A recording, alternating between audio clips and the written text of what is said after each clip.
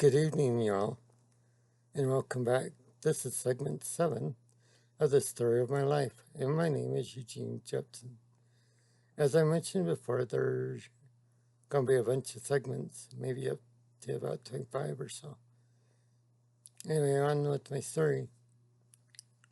A few years later, and one of the most fond memories were of us kids gathering around our grandpa, Morris Jepson, and singing.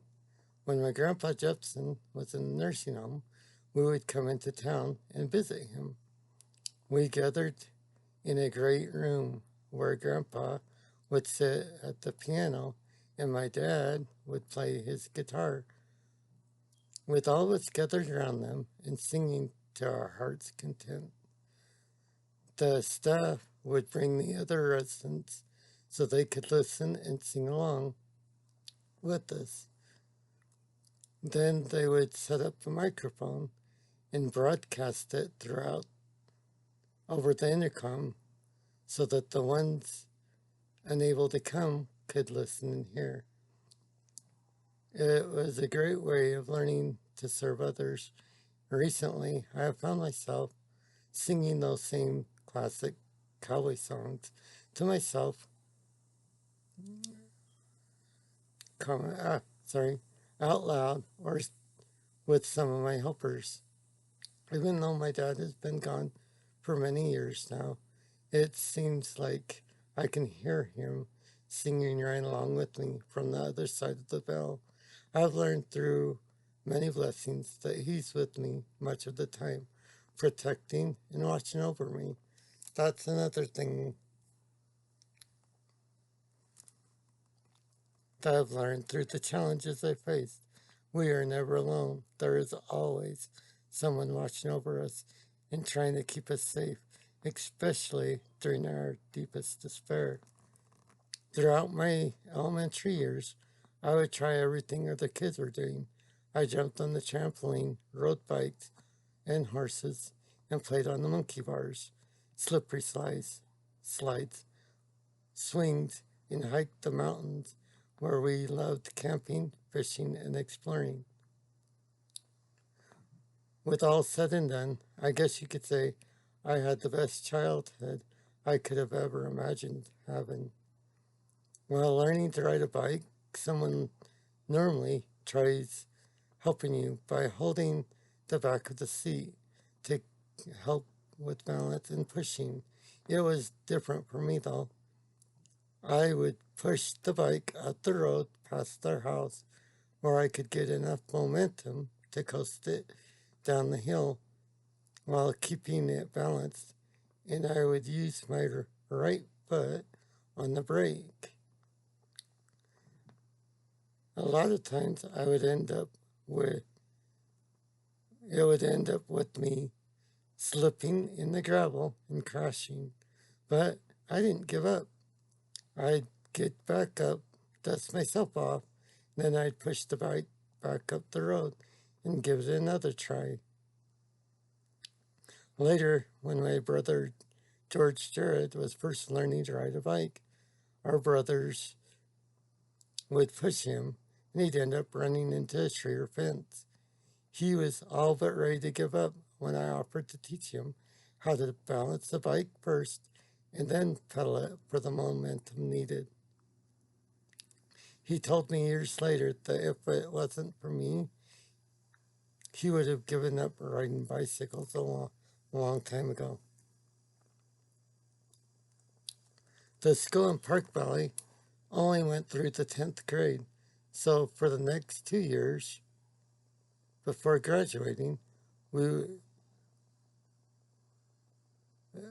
before graduating high school, we would have to catch a ride with someone driving in to Snowville where we caught the bus, and then we would take the bus into Tree Mountain for school.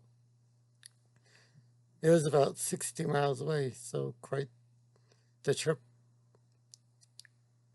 We didn't have anyone that could take me in to their home, so we contacted our stake president, and he found a family that volunteered. It was the Marvin and Yvonne Ashby family. they took me in as one of their own. Yvonne's name was different enough that at first I had the hardest time pronouncing it, and she said that I could call her mom. And Marvin dad. I got a job working for their son's vending company after school, and even though I had picked up rock for Park Valley farmers, walked door to door where neighbors could be 5 miles apart, I still considered that as my first job. While working there, I was able to save up enough money to buy a suit and corsage for my first date, my junior prom. That fall was my first year of deer hunting as well. My dad bought a 308 rifle for me to use and sent my brother and I down through the grassy fields brushing for deer. We were making our way through the bushes below our field when a deer popped up and took off running. Our neighbor's sons had been hunkering down around several of the bushes surrounding the same deer and started firing at it. They shot it in the nose, knees, and several other places as it was running for its life. I was surprised that they hadn't shot each other in the commotion. I was about ready to shoot when Dan said, "Let's help them," and put the deer down. And all it took was one shot. My dad had always sighted in his pew-pews and kept them in great shape. We let them have the deer and took off hunting elsewhere where we could be away from dangerous people with guns. I would never go hunting in those same fields again. I always thought it'd be too dangerous. This is where I'll end segment 7. Thank you for listening, reading, or watching. I hope that you've enjoyed my story thus far. Have a wonderful day. Keep smiling, and God bless.